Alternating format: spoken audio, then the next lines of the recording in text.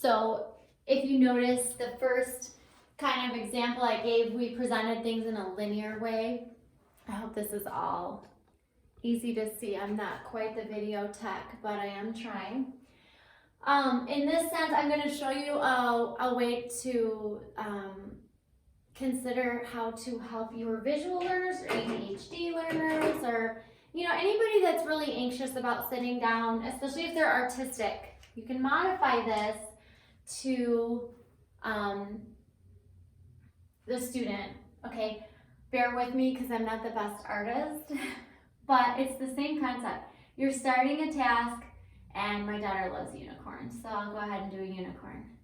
Now my linear analytical brain wanted to do like a bar that could get filled in, right?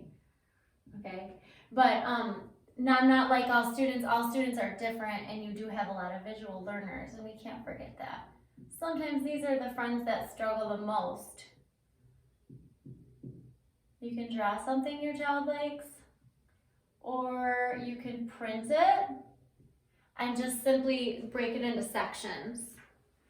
And as they do their task, they get to color part of the picture. And what this does is it gives them a sense of enjoyment, delight, right? Because especially for a younger learner, they love like maybe their Paw Patrol or their Yu-Gi-Oh or Beyblade or whatever they're into. Maybe it's a sports logo. Maybe it's a sneaker, I don't know, whatever they're into. They get to kind of connect with that during their work, which is cool because it makes it fun. You can also incorporate like gel pens or just make it kind of fun.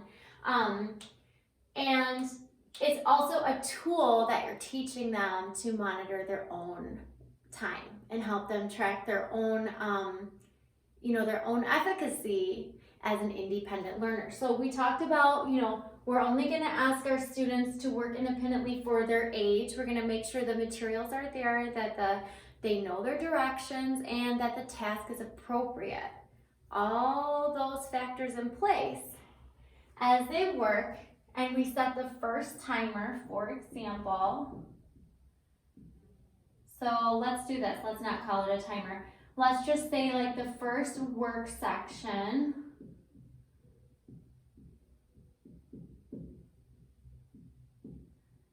You're asking them, maybe let's do this for my 5-year-old. So it's 5 minutes, right? And they do that work for those 5 minutes, whatever it is. Maybe it's, working with shapes, or maybe it's a worksheet. And when they're done with that task from their teacher, that 5 minutes is up. Maybe they aren't done with their task, but the 5 minutes is up. Then we're gonna quarter this because we have 4 sections. They're gonna color part of that unicorn in. Now I had said you probably shouldn't do more than like 2 back-to-back sessions with a break in between for younger students. Depending on the task, you could do more. So in this scenario, we're just gonna imagine that it's okay. It's easy. My daughter loves drawing, so if she had a task to draw and label a picture, maybe for social studies of her community or something like that, she could go on and on. So the next break, we do our next 5 minutes of work. We set the timer. She knows her directions. I'm using my, I notice that you're making your own choices. I notice that you're sitting nicely at the table, and I notice that your grip of your pencil is really, you're really working hard on that. I'm using the I notice statements because I want to observe back to her like a mirror what I'm seeing, and then she decides that she's proud of that. It works in the reverse too. You can say, I noticed that your pencil isn't in your hand. Just leave it there. Just leave it there. They'll get it. They'll start to get it. And then they're going to internalize those statements. So she finishes the next 5 minutes. She gets to color the next piece.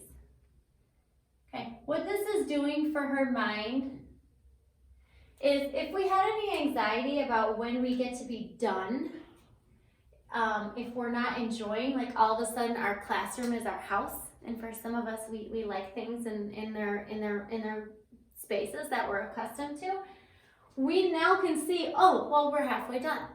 Well, oh, I only have to do one section at a time.